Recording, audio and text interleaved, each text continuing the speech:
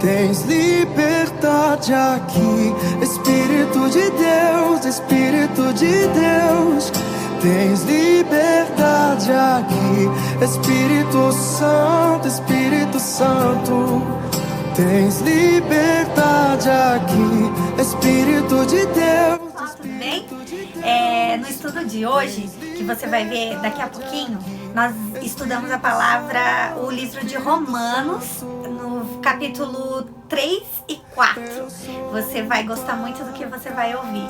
Assiste aí, curte, deixa a sua sugestão, dá o seu like aí e a gente conta com você nesse estudo e nos próximos que virão. Beijão. Boa noite. Boa noite. Boa noite. Hoje nós vamos estudar o livro, o capítulo 3 do livro de Romanos. Nós começamos na semana passada. Resolvemos estudar esse livro, né? Já afirmando, não tem nenhum teólogo aqui no nosso meio, apenas pessoas simples que decidiram estar aqui todas as terças-feiras, estudando a palavra de Deus e vendo o que ele tem para passar para nós, né? Aquilo que ele vem, porque a palavra ela sempre vem de encontro com a necessidade do nosso coração, né? Daquele que para buscar e para ouvir a palavra de Deus. E no capítulo 1 e 2, né, anteriormente, a gente aprendeu ali que Paulo estava escrevendo para a igreja de Romanos, né, para o povo romano, que era um povo pagão. E ele estava falando para os judeus que viviam a lei e os romanos que eram pagãos, né? E falando que os dois tinham o mesmo peso para Deus, né? Os judeus porque viviam a lei e se achavam que podiam ser melhor que os pagãos que não viviam a lei, mas muitas vezes eles viviam uma lei, mas não respeitavam e não amavam o povo pagão, né? Então agora no capítulo 3 nós vamos ver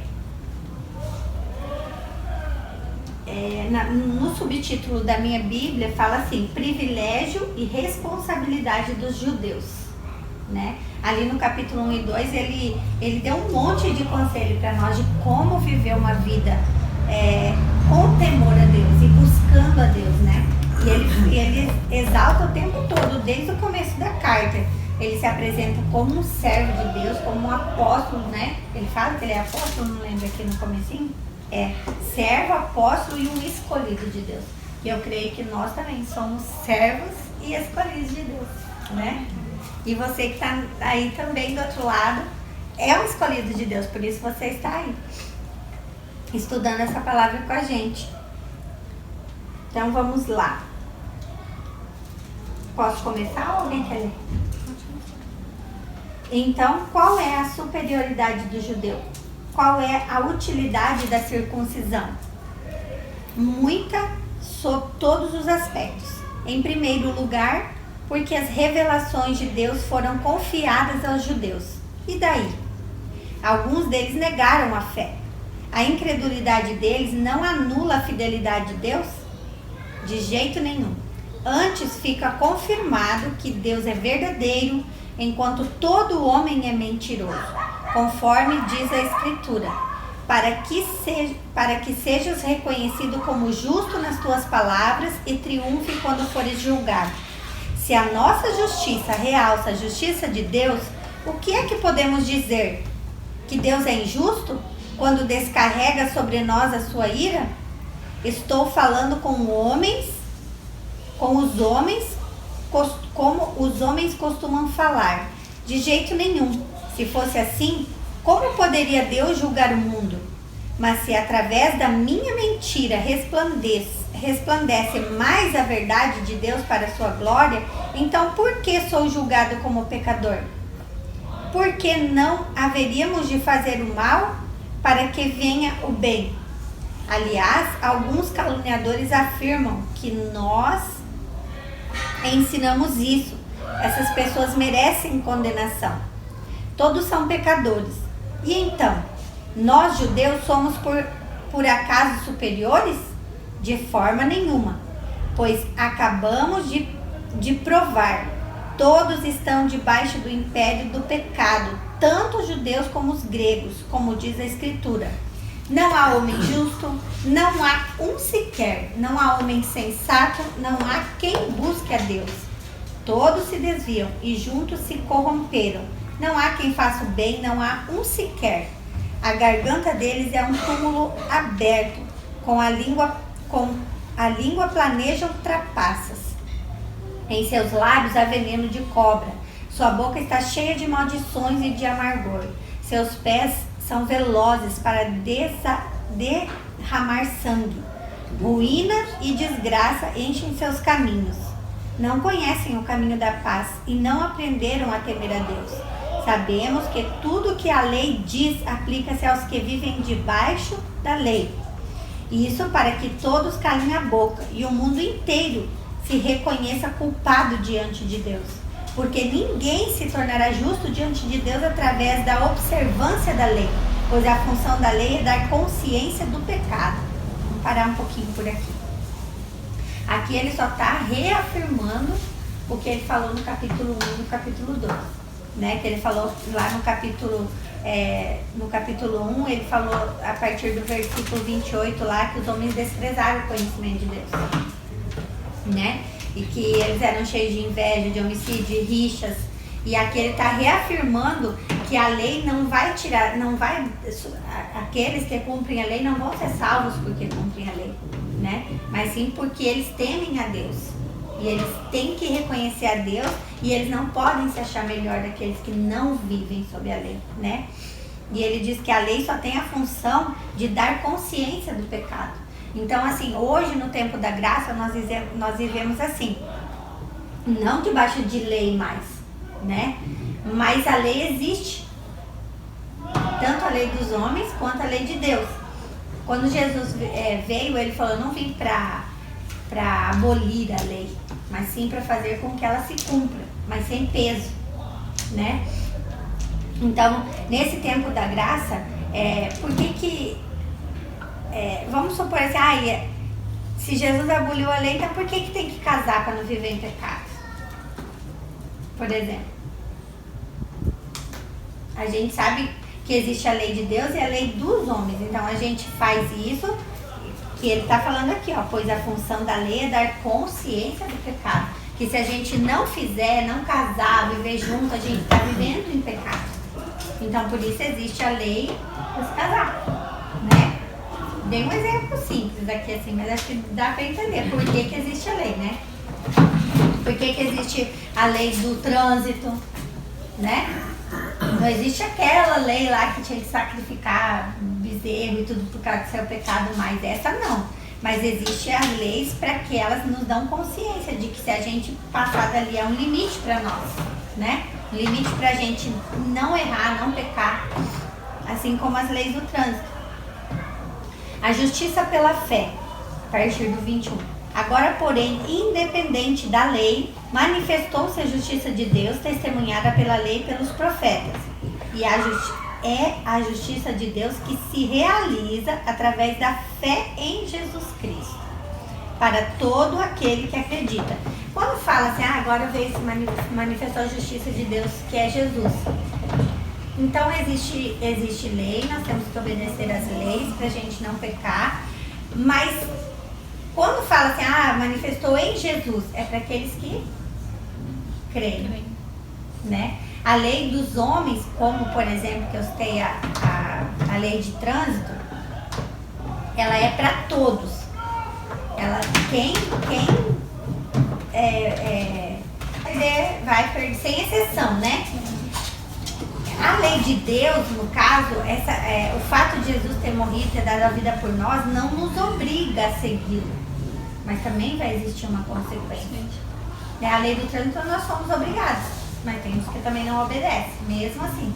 Jesus, ele não nos obriga a segui-lo, ele nos deixa livre. Essa é a diferença. O fato de nós irmos para Deus hoje através de Jesus significa que nós temos liberdade de escolha. A lei dos homens não nos dá liberdade de escolha. A lei de Deus nos dá liberdade de escolha. E isso é bom, isso é maravilhoso, porque Ele quer o nosso coração. Não que a gente obedeça, simplesmente vá por obediência, ou como tem gente que fala assim, já vi gente falando assim, Ah, você só vai na igreja porque tem medo do diabo. Ou tem medo do inferno. Porque não quer ir pro inferno. Tipo assim, né? Já viu gente falando assim? Às vezes você já deve ter ouvido alguém falar assim. Ah, você só vai na igreja porque você tem medo do inferno. Ou porque você não quer ir pro inferno. Mas essa liberdade que nós conquistamos com o sacrifício de Jesus é que é maravilhosa.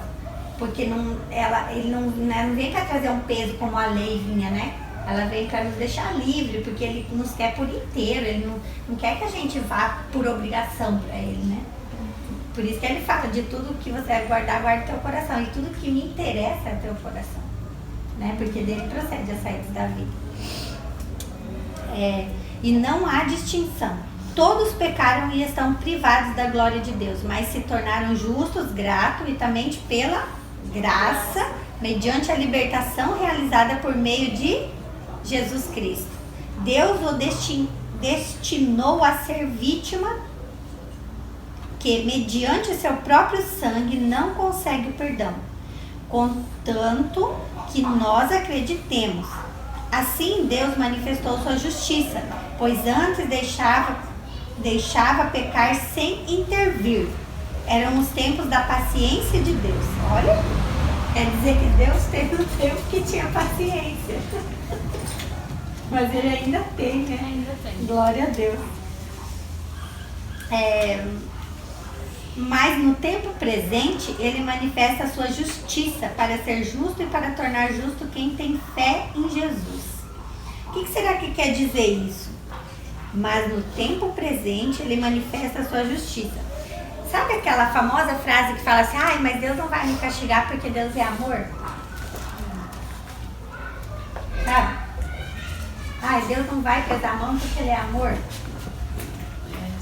Pesa porque ele é justiça. Porque se ele disse que não passa daqui e você passou, ele vai ter que permitir que aconteça algo com você ali na frente. Pra te paralisar. Pra você ver que ele também é justo. Porque o diabo, eu já ouvi pregações de pastores e eu creio nisso também. O diabo, ele cobra de Deus. Ele está o tempo todo ao nosso derredor como um leão tentando nos tragar. Então quando a gente peca, ele vai lá e nos acusa. Vai, agora eu posso tocar lá, ó, porque ele sabia e desobedeceu. Entendeu? Então assim, daí Deus não pode intervir nessa situação porque ele é justo. Porque ele não é só amor, ele é justiça. E aqui está dizendo isso. No tempo presente, ele manifestou a justiça para ser justo e para tornar-nos justos. Como ele fez com Jó, né? Ele falou, você vai lá, você pode tocar. Na vida dele não, mas você pode tocar no tempo dele. Né?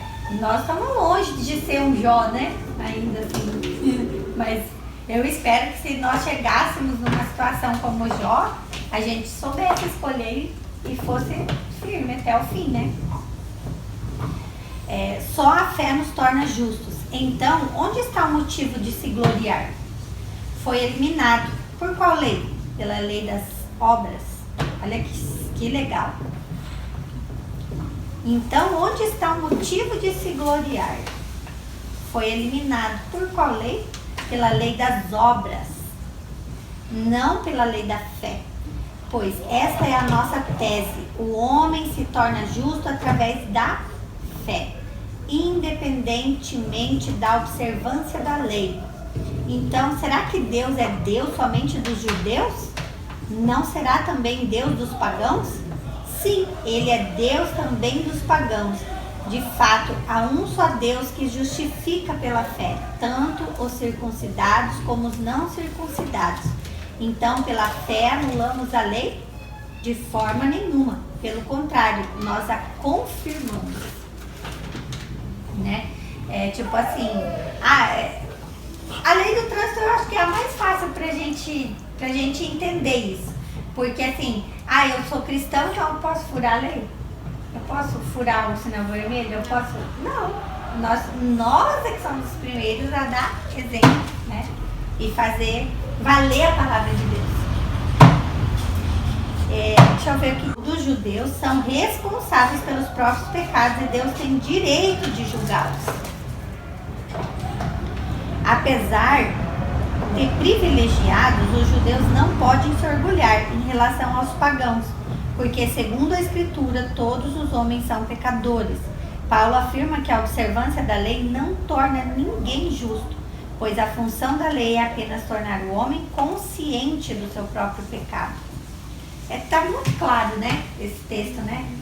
Resumindo, é isso que Paulo está falando. A lei só existe para a gente ter consciência, né? E a gente tendo a consciência de que Jesus morreu, ressuscitou, e que a gente precisa obedecer tanto a lei dos homens quanto a lei de Deus, a gente já tem a graça de Deus sobre nós, que é um favor imerecido, né? De fato, as leis aparecem quando há exageros ou desvios. Elas apresentam uma norma a ser observada, mas não dão nenhuma força nova para se superar a origem dos exageros e dos desvios. Legal, né? Quer comentar, Bruno, alguma coisa? Hoje não dá, né? A Diane quer falar? Acho que ficou bem claro, né, que você falou que as leis existem, mas pra gente ter uma consciência, né? Acho que é isso. Olha aqui que ele fala aqui, ó. A força nova para superar a origem dos exageros e desvios é o projeto de Deus testemunhado pelo Antigo Testamento e realizado em Jesus. Então, tipo, a força pra gente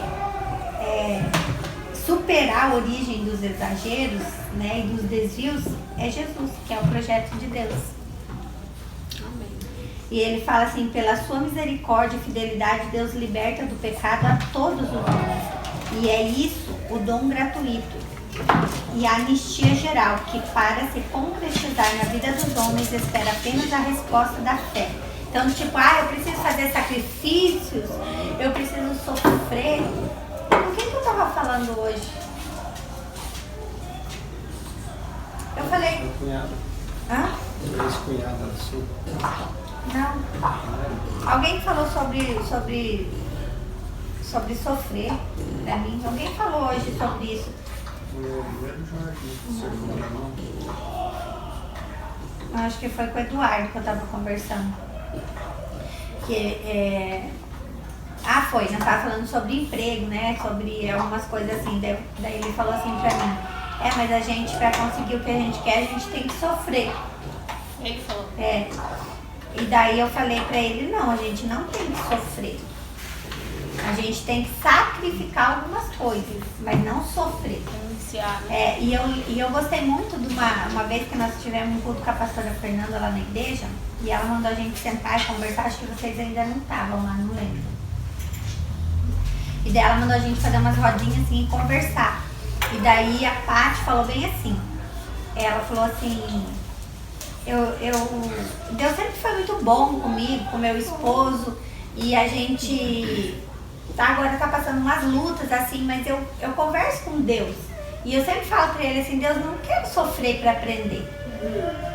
Sabe? E daí eu aprendi isso com ela, aquele dia assim, essa palavra, isso que ela falou abriu os meus olhos assim, sabe?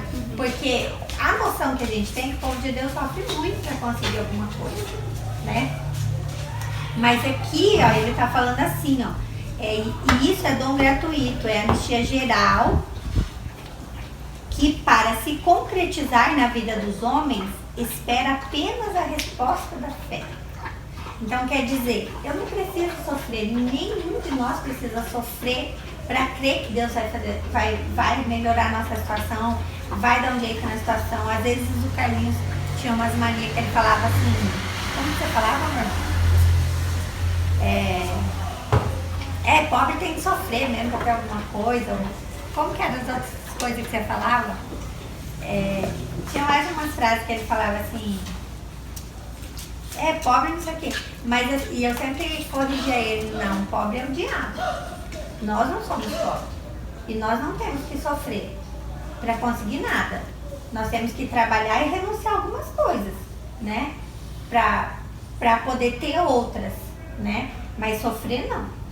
Sofrimento é bem diferente de sacrifício, né? É igual quando hoje eu tenho que ir lá acompanhar uma gestante e num trabalho de parto e ela fala, mas eu não quero sofrer, eu não quero sentir dor.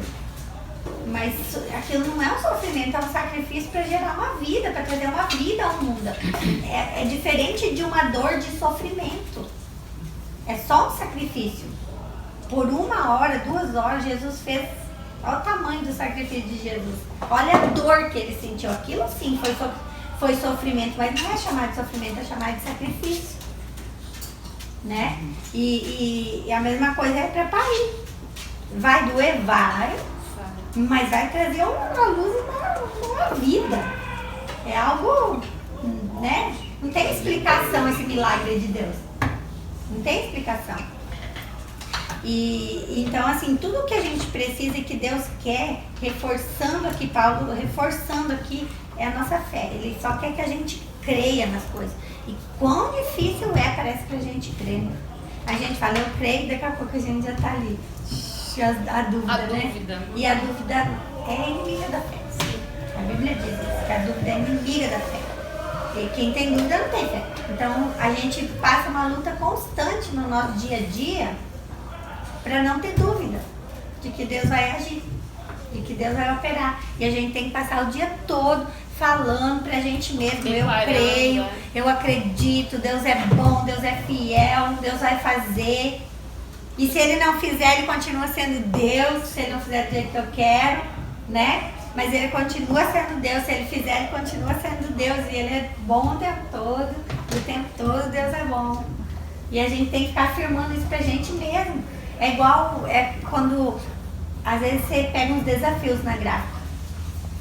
Você fala, será que eu vou dar conta disso? E aí você tem que falar pra você mesmo, eu vou dar conta, né? Às vezes eu quero fazer alguma coisa lá, comprar algum material para mim trabalhar e eu sei que eu sou um pouco acomodada na minha profissão. Talvez eu poderia estar muito bem, talvez eu já poderia ter uma rede de salão.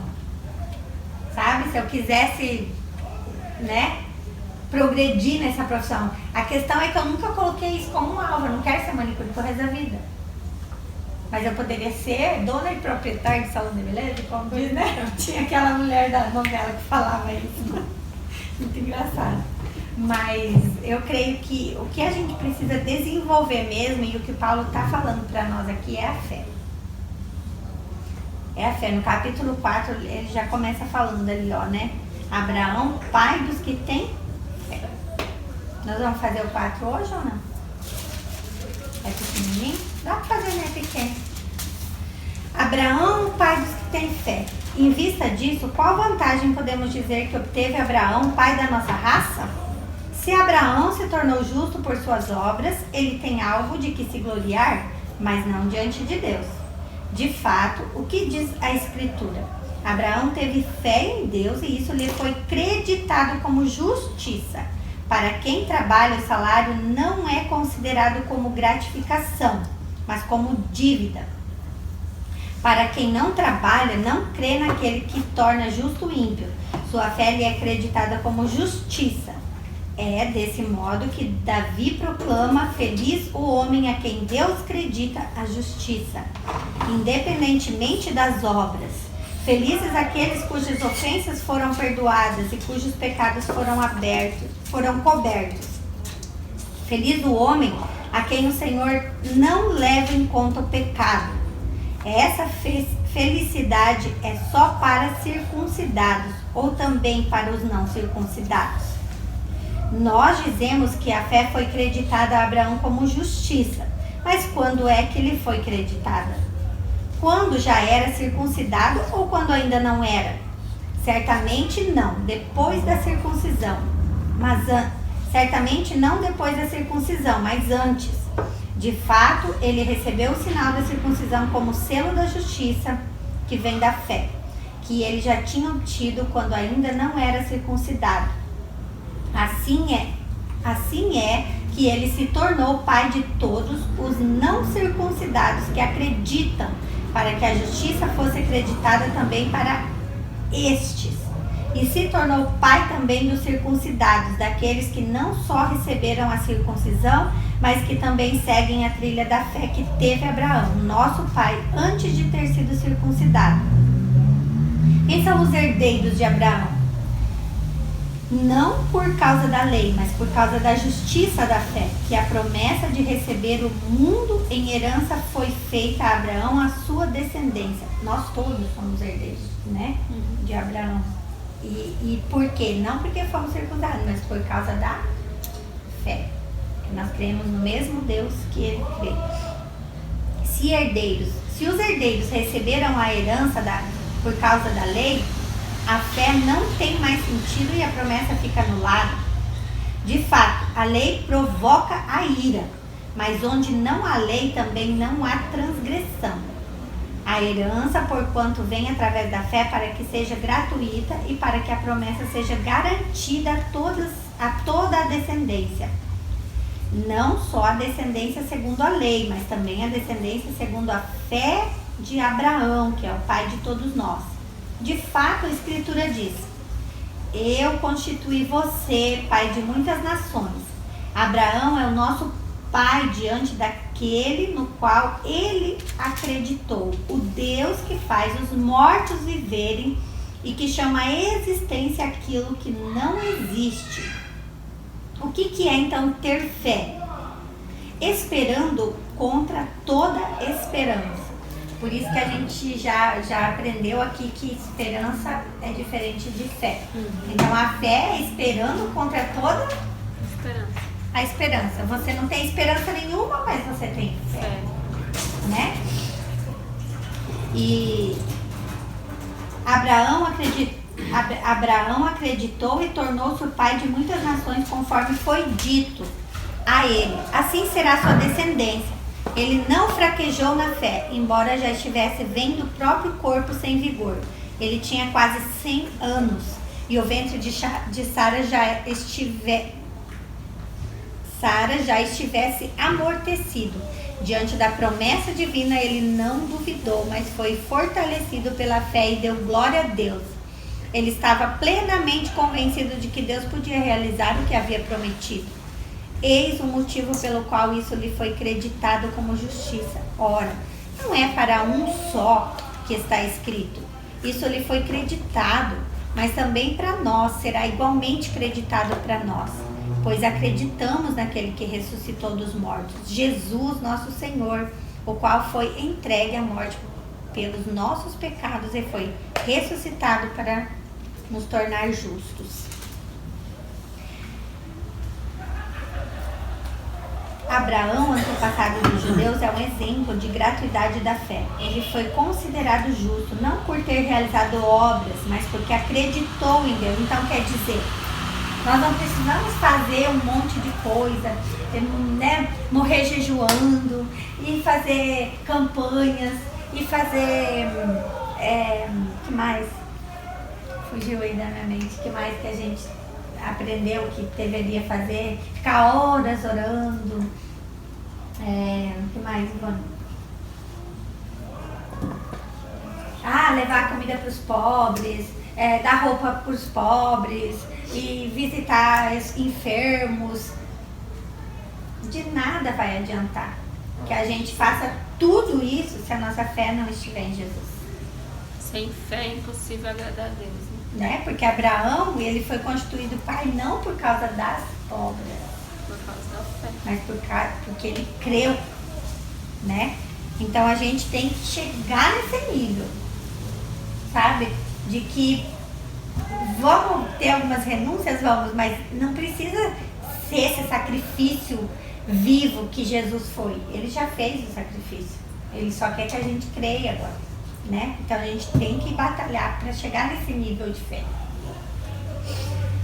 Você sempre falou isso, né, Bruna? A pessoa tem que acreditar para ter, né? É mais ou menos isso. Daí ele continua aqui, então, acreditou em Deus, como diz Davi no Salmo 32. Abraão foi justificado antes de ser circuncidado, e a circuncisão se tornou um sinal externo da justiça que ele já tinha recebido através da fé. Portanto, Abraão é pai de todos os que têm fé, tanto judeus como pagãos. Em vista da justiça que vem da fé, Abraão recebeu gratuitamente de Deus promessa de se tornar herdeiro no mundo, Ora, a promessa feita a Abraão permanece e é transmitida como herança aos seus descendentes. Todavia, os autênticos descendentes e herdeiros são aqueles que Deus justifica através da fé, como fez Abraão, e não com os que se limitam a observar a lei. Ter fé é entregar a própria vida a Deus e esperar contra toda esperança. Abraão acreditou que irá ser pai quando sua velhice e a esterilidade de Sara diziam o contrário. A justiça de Abraão é a fé confiante de que Deus pode realizar tudo o que ele promete. Nós também somos justificados por Deus quando acreditamos que ele ressuscitou Jesus Cristo dentre os mortos para nos livrar da morte do pecado e nos dar a vida nova. O que você teria a dizer para quem está te ouvindo nesse momento e precisando de uma palavra? Que nem fala, né? Que sem fé é impossível a gente agradar a Deus. Então, se Deus é nosso pai, qual vai ser o filho que não vai querer agradar o seu pai, né? Então, por mais que as situações ao seu redor dizem que não, a batalha na sua mente fala que você não vai conseguir, que você não é capaz, a gente tem que exercitar a nossa fé todos os dias. Porque se Deus disse que vai dar certo, já deu certo. Amém. Então, acho que é isso, é exercitar a fé e esperar em Deus, confiar em Deus. E não dar ouvido, né? Ou dar ouvido a aquelas pessoas que às vezes só querem nos frustrar, né? Dizer que não tem jeito, que não tem solução, que não vai dar certo, que a gente não é capaz. Mas a gente crê num Deus do impossível. Então é só confiar e ter fé. Fala aí, Tony. Isso mesmo. A gente disse. Confiar em Deus e ser em fé. Carlos, pode falar. Escuta assim, tá postando sobre o culto. Mesmo que às vezes as pessoas pensam assim, ela acredita, falando já para os cristãos, ele tem fé, ele acredita, ele vai e comete o pecado. E ali é onde aquela fé é abalada. Que ele pode às vezes pensar, será que Deus vai olhar do mesmo jeito? Que eu acredito que é o que falou aí no 4. Uhum. É uma situação, se eu soltar esse copo aqui, vamos supor que seja um pecado. Eu soltei o copo aqui. O copo caiu, provavelmente ele vai quebrar. Ali naquele momento eu vou ver o copo quebrou, eu cometi um erro, vou me arrepender. Deus me perdoou. Ele me perdoou por causa de Jesus. Aí que está a graça. Tá entendendo? Mas o fato do copo quebrado, Dá consequência. entendeu? Que é aquilo que você falou. Deus vai me castigar. Deus não teve nada a ver com o copo quebrado. Foi uma escolha, né? Hoje a gente estava falando sobre isso lá no programa que a gente tem dentro da grava. É muito fácil as pessoas hoje em dia culpar Deus. Porque Deus nunca vai se defender. Vai vir falar, peraí, eu não fiz isso. Ele não faz isso. Então, ou não se acha merecedor da graça, né? É o escape. Eu acho que hoje tem muita gente, próprios cristãos, que fala assim, eu estou passando por isso porque Deus está permitindo que está passando isso também. Entendeu? Tipo, aí é onde acontece que no inconsciente da pessoa ela abala a fé dela. Sim. Entendeu? Porque ela não se acha merecedora da graça. Isso não tem fé nisso. Não tem fé nisso. Porque não foi isso que Jesus veio fez. Muita gente às vezes peca e daí não quer voltar para a igreja porque acha que não é merecedora do perdão, porque sabia que estava fazendo errado. Isso já aconteceu comigo. Eu já fiquei fora da mesa da ceia há muito tempo por causa disso. Eu pequei, então não sou merecedora, sabe? E basta que você se arrependa, né? Lembrando que remorso é uma coisa e arrependimento é outra, né? O remorso ele faz você sempre repetir o pecado tendo uma oportunidade, né? E o arrependimento não, ele te dá força para você fugir e resistir ao diabo, né? E ao pecado, à tentação. Carlinhos? Deus falou com você aí? textos hoje? Porque ele fala assim também. A gente quer ficar bravo com Deus. Não tem motivo de ficar bravo com Deus. Tem que ficar bravo com a gente mesmo, porque Quem Deus é, sem, somos nós, né? Deus sem a gente é Deus mesma coisa. Agora a gente sem Deus é ninguém. É verdade. Verdade. Falou tudo. Falou tudo, né? Sem Deus, nada podemos fazer. Então, E que legal nessa explicação. Ter fé, entregar a própria vida a Deus e esperar contra toda esperança. Essa palavra a gente deixa para vocês que estão nos ouvindo hoje. E que você possa esperar contra toda a sua esperança. Que você possa ter fé. Que você possa acreditar que Deus te ama incondicionalmente. Que independente dos seus erros, Ele vai estar sempre de braços abertos, esperando esperando você. E o que a gente precisa de muito pouco. E esse pouco é ter fé, é acreditar. que nem fala, né? Por mais que a sua fé é como um grão de mostarda, mas tenha fé. Não desista, persevere, né? Vai em frente, Deus é contigo, você não tá nessa luta sozinho, né? Sozinha. Ele tá pelejando com você e amém. É ela que nos torna justos novamente, né? Depois que a gente comete um pecado e um erro. A graça de Deus é isso. Amém? Nós vamos estar orando pelos pedidos da caixinha, né? Nós temos uma caixinha de pedido, de oração, de algumas pessoas que vêm na célula, que vêm no PG de vez em quando e tendo oportunidade, né? Porque muitas pessoas trabalham, a gente entende. E uma caixinha também de gerando vidas, né? De pessoas que a gente coloca aqui que desejam a salvação, né? Então nós vamos estar orando e você... Vamos orar por esse pedido. Quem pode orar? Jenny pode orar por... Pelo quê? Esses são os pedidos, né? Pedidos de oração. Amém. Paizinho amado, Paizinho querido, nesse momento eu coloco diante de Ti, Pai, todos os pedidos de oração que estão dentro dessa caixinha. O Senhor sabe o que é o melhor para nós, Pai. Então nós não queremos nada que não seja da Tua vontade, Pai. Que o Senhor vá de encontro a cada necessidade de pessoas que colocaram os seus pedidos de orações aqui, Pai. Seja elas na saúde, no relacionamento com o cônjuge, com filhos, seja profissional, seja espiritual, Pai, que o Senhor possa ir de encontro a cada desejo aqui, Pai. Em nome de Jesus que eu oro. Amém. Amém. Paizinho, eu coloco diante do Teu altar, Senhor, das vidas que estão aqui, Senhor, que desejam a salvação, Pai. Eu sei que só o fato delas desejarem, ó Deus, elas já têm. Em nome de Jesus, porque o Senhor trabalha e o Senhor não descansa, o Senhor não dorme pelos seus amados, ó Pai.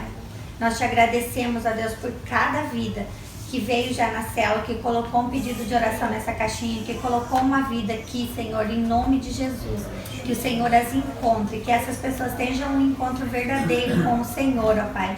Que todas verdadeiramente possam te conhecer e sentir o grande amor que o Senhor tem por elas, ó Pai.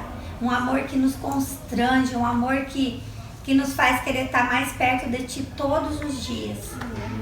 Obrigada, meu Deus. Obrigada por cada vida, por cada pessoa, Senhor, que está nos assistindo, que for assistir esse vídeo, Pai, em nome de Jesus, que essas pessoas sejam alcançadas, que o Senhor aumente a fé de cada uma delas. Nós te agradecemos nesta noite, nós te agradecemos imensamente pela Tua presença em nossas vidas, te agradecemos pelo Teu sacrifício, Jesus, que nos justifica. Te agradecemos, ó Deus, pela presença adorável do Teu Espírito Santo que nos convence de toda a verdade, de toda a justiça, de todo o pecado. Muito obrigada, Jesus. Nós te agradecemos nesta noite, Paizinho querido, e pedimos que o Senhor abençoe cada pessoa que estiver nos ouvindo. Em nome de Jesus, a família de cada uma. Em nome de Jesus, guarda as crianças, ó Pai, guarda os filhos, os velhos, os jovens, ó Deus, as moças, os rapazes. Pai, entra em cada lar nesse momento, Senhor, em nome de Jesus. Amém. Amém.